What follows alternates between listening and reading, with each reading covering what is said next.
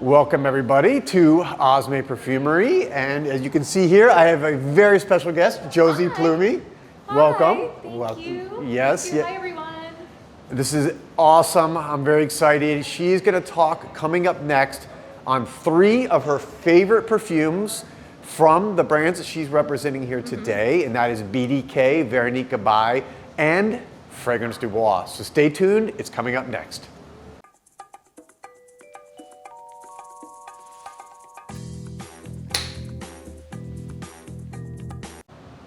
Welcome back, everybody, to JoelTheNose. That's my little introduction. So, as you saw, I have the lovely Josie Plumey. Thank you for joining my channel today. Thank you for having me. I'm so excited to be here at Osme, to be in Miami, especially coming from cold New York City. Yeah. This is such a treat. Yeah, this is, and it's especially warm right now. I think we're at mid 80s today.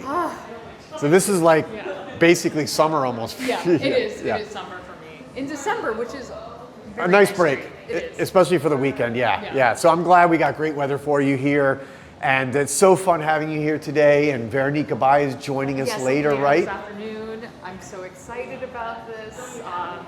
I'm just so happy to be here and happy to talk about the brands that Kintessence distributes, that Osme carries. We are so happy to partner with Osme, so I just can't wait to tell everyone about my favorite fragrances. Yeah, so that's what the video today, guys, is. I'm like, you know what, since Josie's here, let's have her pick among the many great fragrances of the 3 brands, her favorite from each of them. So I guess we'll just start right out with BDK. Let's do that one first. Like, if you could tell me, like, what is your favorite fragrance from BDK and why you love it so much? Okay, my favorite fragrance from BDK is actually French Bouquet, which is part of the exclusive collection. Okay. Tobac Rose is the other fragrance in that collection that I think gets a ton of love online and from fragrance aficionados. Yeah. Whereas French Bouquet is a little bit of the sleeper hit. Yeah. So French Bouquet is meant to be a tribute to 1970s French fragrance. Ooh. So before we started filming, we were actually just talking about the 70s and 80s masculines. So French Bouquet is going to be this very green, aldehydic, cheaper fragrance. Oh, that sounds wonderful. It's mossy, it's richly floral, a lot of jasmine, a lot of rose, but the aldehydes right off the bat. Whopping, sparkling bursts. I personally collect vintage fragrance. I own hundreds, so my personal taste tends to lean. So in fact, let me walk over and get that. Excuse me, grab the bottle. It should be in the back, because I just rearranged. Okay. Yes, here it is. That's right. So that you could smell it. Yeah. So, of course, I've smelled this lovely fragrance before, but we were just talking about this. You know, you tend to get lost, especially when you're here and you can smell so many great fragrances that. Let me spray this one in the air. Oh, absolutely, that aldehydic green, just kind of like, it hits you. It's like you said, it's so bright. Yeah. It's like, almost like an energetic boost. Yes, exactly. And let me show you guys, just you can see it there, so you guys can check it out here at Osme Perfumery, of course. If you have a chance, really want to smell, if you like classic French perfumery, this is one that's It's incredible. If you are, like me, a vintage lover, if you're someone who loves green, if you're someone who wants to love aldehydes, learn to love aldehydes, I think this is a fantastic example of aldehydes because it's not too astringent. Yeah. A lot of times aldehydic fragrances can be too sharp to the nose. So yeah, I think if this is good for those of you watching that maybe have been in the designer world, like that aldehydic Chanel type smell, like classic French, but you really want into the niche just realm that is going to take you to the next level. This is a great transition. Yeah, I completely agree. I love Awesome, it. awesome. By and far, that is my favorite bead. Oh, and I love that it's under the radar too. My first love, though, was Gris Charnel, which is the brand's global best. Let me go grab that. Oh, it's already out, yeah. Which is absolutely incredible. So, English translation, Carnal Gray. The fragrance is the idea of a Sunday morning, a foggy, cold, misty gray Sunday morning spent in bed. Oof. Maybe possibly not alone, but either way, you're in bed all day Sunday, you get up only to make a cup of black tea to bring back, and then you just get cozy, you get intimate, and you relax.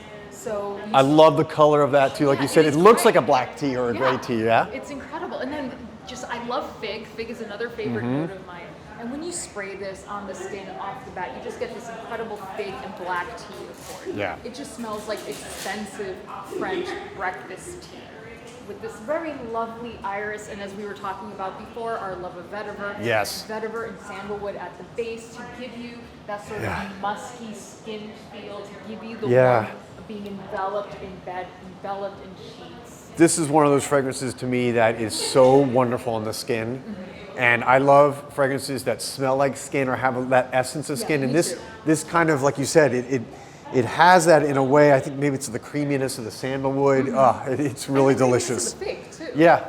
And fig is another one of those, I think, underutilized fragrances that, to me, excuse me, always happens in the middle of filming. Fig, it gives a little bit of a greenness also, right? The fig? It does. And a lot of times I find that in fragrance, fig is only used for its green effect. In Gris Charnel, you get a lot of the fruit. I really smell the fruit. And it kind of adds to that play on the name, carnal gray. You know, this voluptuousness of fig. That sort of sexy vibe. It's spectacular. It's perfect on everything. I don't know if there's a sexier name than carnal gray. I mean, to me, right? I mean, that's a very, very sexual name or sensual name. It's very sensual. Yeah. So my other favorite is the fragrance we were just talking about before we started filming, which is Nuit de Sable. Let me go grab it. So BK, the concept of this house, the fragrances are meant to tell a story. It is an olfactive library of memories, either real or imagined by David Benedek, brand creator. So Nuit de Sable. I got cell doors because we're. Which I also love, but Nuit de Sable, personal favorite. I think it's in the back. Sorry. This is one of the fragrances that is inspired by a real memory of David. It is meant to be the smell of the courtyard of the Palais Royal in Paris during the month of June when roses are at their peak bloom and it's hot in Paris. So the Palais Royal, if you have never had the pleasure of visiting, is really beautiful. There are a lot of stores and offices in this plaza. And in the center of this plaza, there are rose bushes. And the pathway is gravel. So in June, as we all know, the roses are at their peak bloom in the month of June, May and June. The heat in Paris creates this sort of radiating smell of rose in the air. But it also heats up the gravel walkways of the Palais Royal. So you get this mineral, earthy smell mingling with that smell of the rose in the air.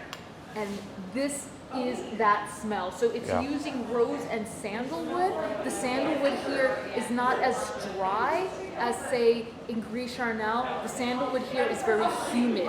It is giving the effect of heat, of this rising heat from the ground and these smells. There's also what BDK calls a hot sand accord to give the gravelly effect. It's just spectacular. And to hear your description of it is so perfect, because sometimes when you smell fragrances, if you don't know the story behind it, you know, it's hard for your mind to even kind of wrap your thoughts around what the smell is. But after hearing you describe it, that gravel smell is, you absolutely smell that. And I think without hearing the description, it would be almost kind of hard to, you know, put your mind in that place. And it really is how they somehow, you know, were able to encapsulate that smell in a bottle. It's incredible. Right here, guys. Check it out again. One of the probably maybe under the radar. Yeah. I would say. Yeah, versus, like I said, Gris Charnel. Which is the brand's global bestseller. It's a humongous hit, and it's phenomenal. But, you know, I always have this strange thing with a lot of brands. My personal favorites are usually the sleeper hits. I don't know why. I don't know. Well, it's kind of the same way with me, but I think that's what's cool, is that we all have our own taste, and we all bring our own unique preference. Yeah. So let's go on to Veronique. Veronique, since she's right over here. Actually, well. So Veronique Gabai will actually be here later this afternoon, which I'm so excited about. Yes. Veronique Gabai has envisioned her line as a tribute to her childhood. She was lucky enough to grow up in the south of France to parents who were from Tunisia. Although she'll correct me later if I'm wrong about that, but her parents were Tunisian. And so when you grow up in the south of France, you are in the heart of French perfumery. You have Gris, you have Cannes and Nice, Cap d'Antibes. Everything that grows in the south of France is just redolent and beautiful and used in perfumery. So Veronique's fragrances are not only a tribute to her childhood scent memories, but a tribute to French perfumery and the building blocks of French perfumery. Yeah. I mean, the fragrances are just so elegant and such beautiful tributes to scent memory. I mean, I love this line so much. I think hearing again you describe how she takes a lot of her childhood memories and kind of puts them in her fragrances, especially with her knowledge, obviously one of the true giants in the fragrance and perfumery world. And I think also what I love about her fragrances are it's not loud, bombastic, in your face. It's all very intimate, very sensual, very meant to be experienced by two people close together, right? I love how her fragrances do that. So having said all that. What are my favorites? Yes. Okay. My first favorite is actually the fragrance that I'm wearing today, because I literally just flew in from New York City for the afternoon today. Yeah. I wanted to wear a fragrance that pays tribute to the heat of Miami, the beach that unfortunately I can't see today, but hopefully next time. I'm wearing Veronique's Sur La Plage. All right. So Sur La Plage is a tribute to the beach. When I walk away, let me keep the microphone with you. Oh, this is handy. I love this microphone. So Sur La Plage is a tribute to the beach, and this is meant to be an aquatic sunscreen smell. And I don't mean aquatic in that way that I think as perfume lovers we take as an insult when we think of aquatic. There is really the smell of salt spray, sea spray, with this fragrance combined with these lovely white floral notes that compose your typical French sunscreen. So you have that touch of jasmine and tuberose and orange blossom and a bit of ylang, but you have this obvious, noticeable saltiness to the fragrance. Yes. If you are someone who desperately needs the beach, you have it here in this bottle. And I'll tell you, I'm a person who sleeps very well on planes. And this morning on my flight here, I kept waking up because I kept smelling something good in the air and then realizing I was actually smelling myself, which is pretty funny. Yeah. This to me is one of my absolute all-time favorite beach. Like you said, it captures that smell. Being here obviously all the time in Miami, you look for a smell that kind of reminds you of what it is like to live here. And although this was obviously not designed for Miami, but it has that essence, the salt, the saltiness, right? It's so accurate, that saltiness. It's so accurate. Love it, love it. One of my favorites from her line. And do you have any other favorites from her line? I do. So Souvenirs de Tunisie would be my second favorite. Sorry. Okay, so Souvenirs de Tunisie is a tribute to Veronique's parents and a tribute to Tunisian orange blossom, which is considered the best in the world, which admittedly may be fighting words since we're in Florida, and orange blossom is a definite smell of Florida. But Souvenirs de Tunisie is this incredible patisserie orange blossom.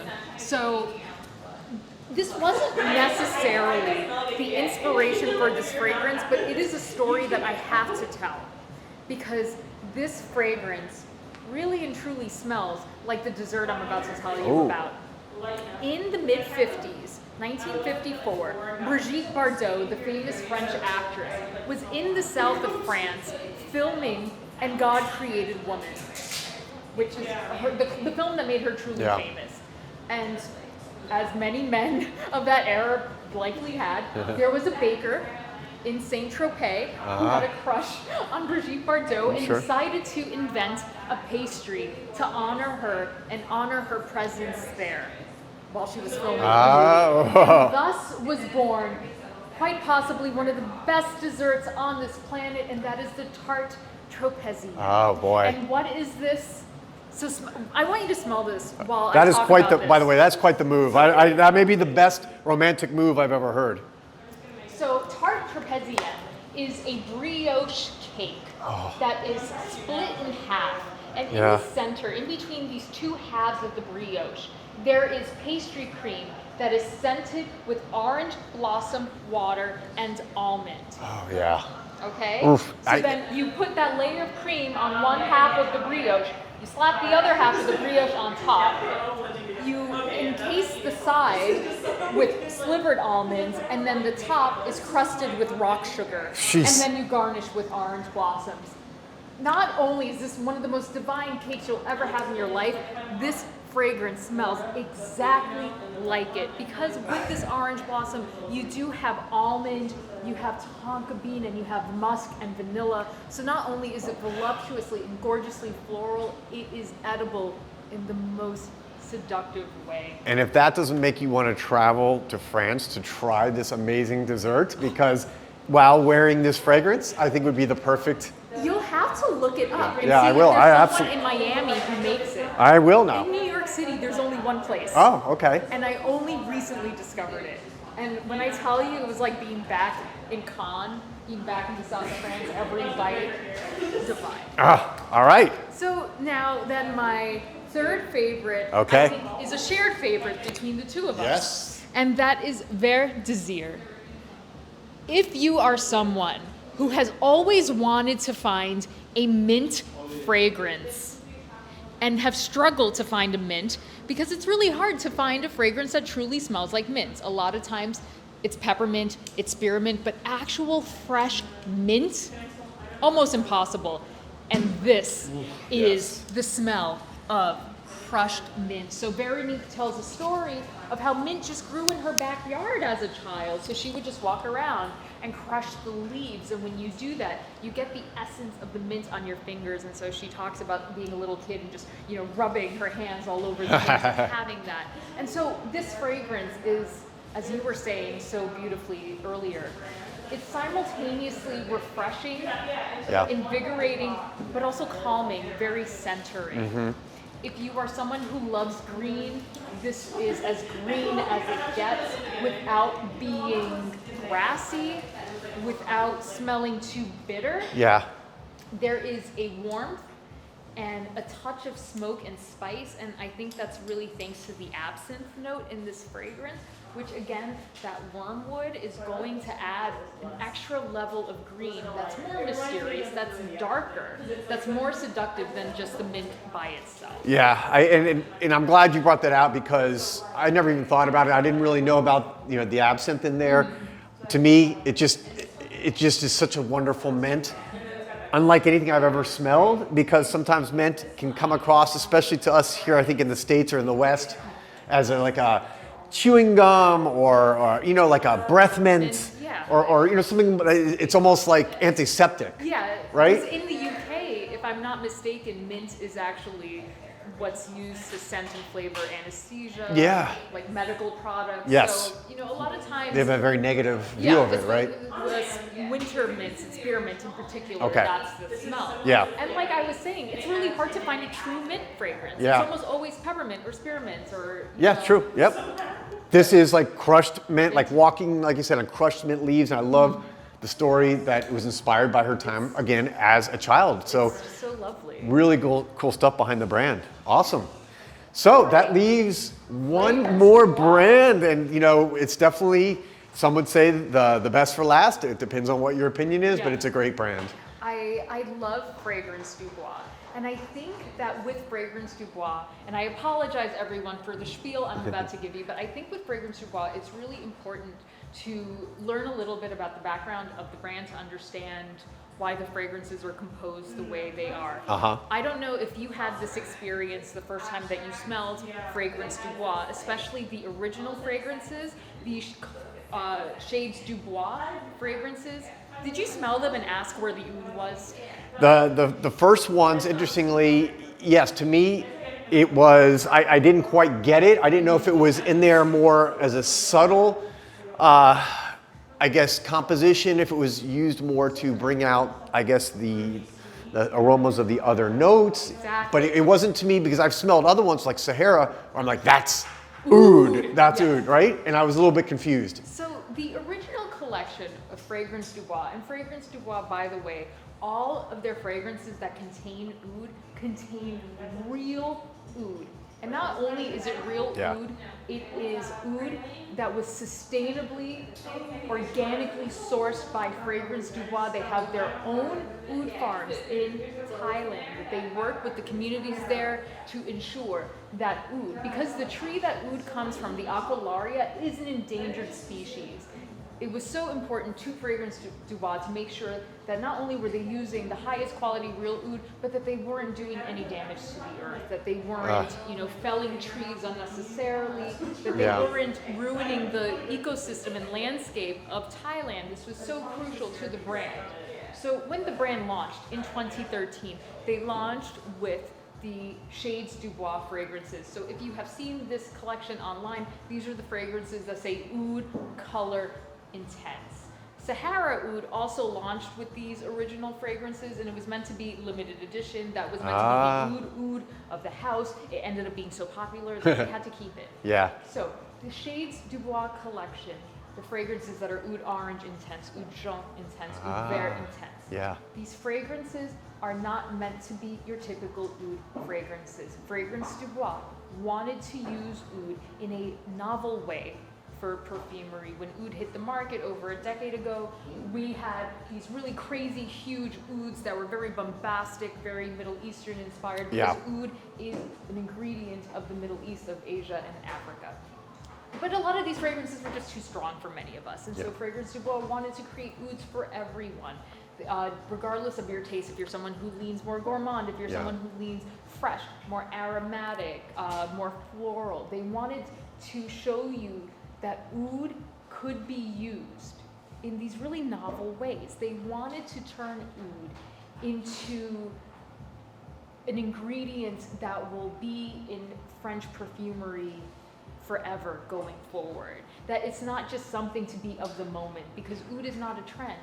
It is something religious. It's something sacred, and it's something that deserves to be elevated the way that we elevate rose, and we elevate jasmine, and we elevate sandalwood. So that was really the intent with this brand. They wanted to create a classic. Yes, they wanted to create classics. And so the Shades Du Bois collection was a really interesting way of showing fragrance to people regardless of cultural background, regardless of your the language or languages that you speak, or just your understanding of fragrance. They decided to use color to portray the scent inside the bottle. So instead of having a fragrance that says it's rose and santal, or it's, to Tom Ford, tobacco vanille. The brand is using color to give us the concept of the scent. So regardless, blue, orange, vert. Regardless of language, for the most part, across languages, across cultures, most of us, the vast majority of us as humans, have similar concepts when we think of color. When you think of yellow, the most basic association we have with the color yellow is the sun. The most basic association we have with the color blue is the sky. The most basic association we have with the color green is grass. And so keep that in mind when you are experiencing the Fragrance Du Bois collections. So great story. Oh, thank you. So my favorites from this brand, I'm going to start with... I'll leave you with the microphone again. Yeah. I'm going to start with Oud Orange. Oud Orange Intense is meant, like I said, to convey the color orange. So this fragrance, think about the color orange and do not think about the fruit. This is very crucial, everyone. Just because it says orange does not mean that this fragrance smells like orange. That's not the point. It is meant to convey the color orange to us. Think about the sun. As the sun sets and the day gets longer, the sun becomes this rich orangey color. The sky takes on tones of orange. So this fragrance is an afternoon, an evening spent on the beach. It is boozy, it is fruity, it is very rich. You have notes of coconut, of peach nectar, of cherry, with this incredible bourbon vanilla. To me, I'm a cocktail girl. I don't know if you're a cocktail fan. It smells to me like a Manhattan or a Negroni. Wow, what wonderful analogy. And as it dries down, you do start to perceive the oud, but it's not going to hit you the way other oud fragrances will hit you. What the oud is doing here is it's adding a bit of smoke. It's adding richness. It's kind of adding to that boozy cocktail vibe in the way that bourbon smells smoky or scotch smells smoky. Like a really good mixologist putting together a smoky, like you said, Manhattan. Exactly. So that's the concept. Think of the color orange when you smell this. Got you. All right. So another favorite of mine, I'm sticking actually with the shades fragrances right now, is Oud Vert. I am a vetiver gal. I will admit that quite happily. Oud Vert, the color green, what do we think of? When we think of the color green, we think of grass. This is going to be that meditative fragrance. You know, when you're at the park, whether you're with friends, you're with family, you're by yourself, and you're laying in the grass, maybe you're barefoot, and you're just one with the earth, and you are calm, that is what this fragrance is meant to give you, the wearer, as the experience. Green as meditation, to be centered with the earth. When you spray it, you get hit right away with this incredible ginger, this incredible cardamom to give you this aromatic, earthy freshness. And then you have this wonderful vetiver and oud combination with a touch, again, of geranium to add to the greenness of the fragrance. So from this original series, I'll give you the mic back. You're welcome. Thank you. I think this is my favorite, the Oud Vert. I tend to like these kind of green fragrances, but I love ginger. To me, ginger is one of those fragrances, kind of like mint, that gives that earthy green feel, but it's also very calming and yet can also be very invigorating because it's from the earth. There's an effervescence to ginger that's very unique. But again, because ginger is a root plant, you still have that earthy feel. Yeah, it's like you're both grounded yet elevated. It's got a great almost juxtaposition about it that I really love about this one. But that's also the whole idea of meditation.